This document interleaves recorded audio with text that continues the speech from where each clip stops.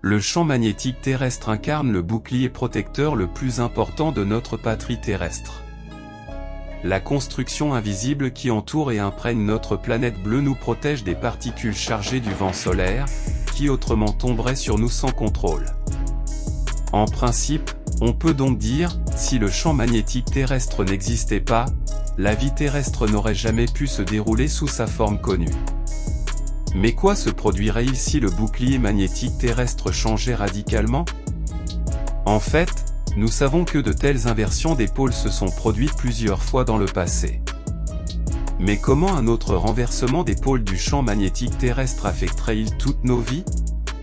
Et plus, un tel processus a-t-il peut-être déjà commencé? Avec vous, nous cherchons des réponses aujourd'hui. À partir de la fin du XXe siècle, l'axe de rotation et le champ magnétique de la Terre ont commencé à changer brusquement de direction et à se remuer plus rapidement qu'auparavant. L'axe de rotation a commencé à se déplacer, provoquant un changement de trajectoire de notre planète. Le déplacement du pôle nord magnétique s'est fortement accéléré au cours des 20 dernières années. Les aurores boréales dans le ciel peuvent être vues se déplacer vers des latitudes méridionales où elles n'ont jamais été vues auparavant. Tout cela indique un renversement des pôles de la Terre. Dans le même temps, l'intensité du champ magnétique terrestre, qui nous protège normalement du rayonnement cosmique et du rayonnement solaire intense, s'est affaiblie. Au cours des dernières décennies, la force du champ magnétique a diminué beaucoup plus rapidement qu'auparavant. Cela devient un problème, surtout dans la région de l'Atlantique Sud. Là, l'intensité du champ est déjà particulièrement faible, ce que l'on appelle une « bosse » dans le champ magnétique. En raison de l'affaiblissement du champ magnétique terrestre, cette bosse a doublé. De plus, l'affaiblissement du champ magnétique affecte déjà la couche supérieure de l'atmosphère, qui perd de sa densité par manque de refroidissement. Selon les planétologues, il existe une menace nucléaire émanant du noyau terrestre, qui joue un rôle important dans le climat de la planète entière. Le noyau de la Terre est divisé en noyau solide interne et en noyau liquide externe. La partie extérieure du noyau est en fer fondu. Le mouvement constant du fer liquide crée le champ magnétique terrestre, qui à son tour est responsable du champ gravitationnel. La pression du champ électromagnétique crée la gravité. Les scientifiques ont décelé que le magma continue de monter jusqu'à la croûte terrestre.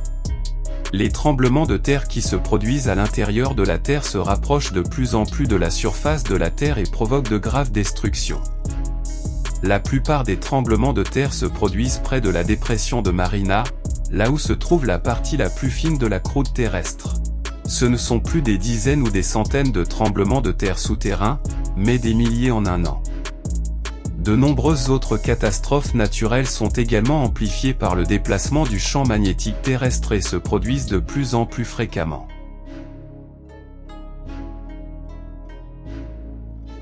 De l'école, vous connaissez probablement la phrase d'Archimède « Donne-moi un point d'appui, et avec mon levier, je soulèverai le monde ». S'il disait cela de nos jours, alors les scientifiques secouaient la tête avec incrédulité. Cependant, à l'époque des Azes, dont la civilisation a péri à la suite d'une guerre avec des étrangers, les gens étaient au courant de la prochaine inversion des pôles de la Terre et de l'existence du mécanisme de pivot. Cependant, je vais maintenant expliquer le mécanisme en termes simples afin que chacun peut comprendre. Dessinez un axe auquel une tige est attachée. Au bout de la tige se trouve une charge.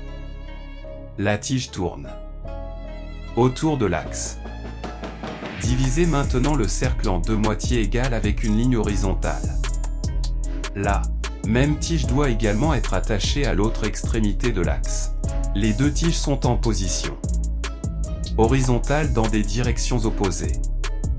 Imaginez comment les deux tiges se rapprochent l'une vers l'autre. La rotation se produit dans la moitié supérieure du cercle, tant que les tiges se bougent.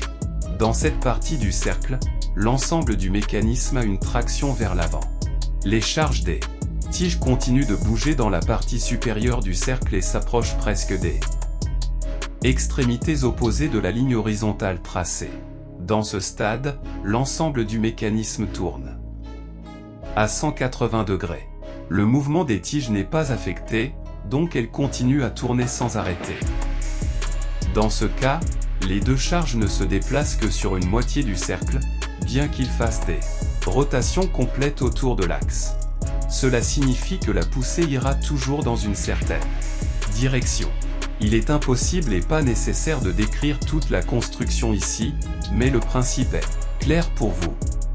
En utilisant le mécanisme de pivot, un objet volant avec un moteur puissant et une vitesse phénoménale peut être construit, qui a les caractéristiques d'un hélicoptère et d'un sous-marin en même temps. Aucune hélice, turbine ou aile n'est nécessaire pour cela. L'objet volant peut rester en place sans dépendre de l'environnement extérieur, car il est alimenté uniquement par le mécanisme. Cela permet de réguler la position de la Terre dans la direction du champ magnétique. Après tout, vous êtes aussi capable de retourner une lourde charge avec votre main si elle est suspendue à une corde. La Terre est de la même manière en apesanteur relative. Cependant, certains éléments du mécanisme ne sont pas faciles à comprendre. Pour cette raison, il est plutôt improbable que le principe puisse être intégré à la construction sans moi.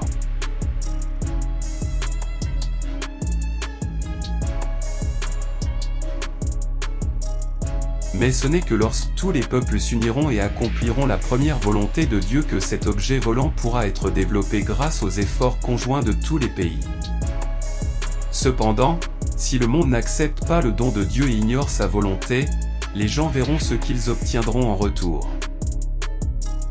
Il sera alors trop tard pour sauver le monde de la prochaine inversion des pôles de la Terre. Pensée Y. Peut-être ces idées de scientifiques vous aideront à accepter le don de Dieu et à accomplir sa volonté.